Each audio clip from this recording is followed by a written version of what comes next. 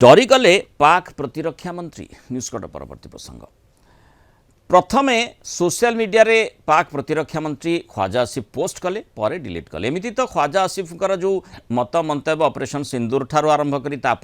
पूर्व समय ठारू आरंभ करी परवर्ती जो भली आमे देखिचे ये युद्ध परिप्रेक्षी में अंततः बारंबार जो प्रकार विवादीय मंतव्य से देइछंती तांकर जो सामाजिक गणमाध्यम जो पोस्ट करिछंती ताकु नै मध्य चर्चा भीतर को से आसीछंती ट्रोल भी होइछंती और एबे जो पोस्ट करिछंती ताकु प्रथमे पोस्ट करदेले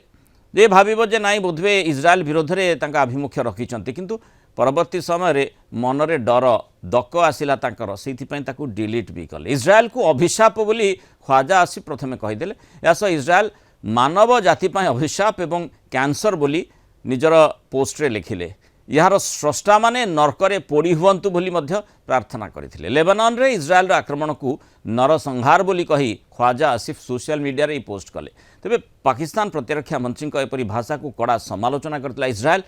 कौनसी सरकार ग्रहणीय नुहे बोली स्पष्ट भाव कही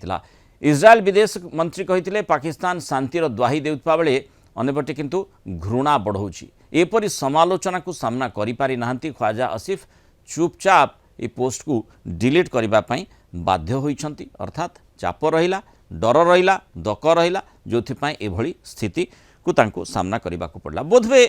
जो इज्राएल पक्षरु जेतेबेले मध्यस्थ भूमिका नहीं जमती आमे जानिचे गतकाली गोटे हास्यास्पद आलोचना मध्य माने जो पाकिस्तान गणमाध्यम रे होउथिला जे किभली भाव रे अमेरिकार पाकिस्तान प्रधानमंत्री शहबाज शरीफ एवं तांकर सेना मुख्य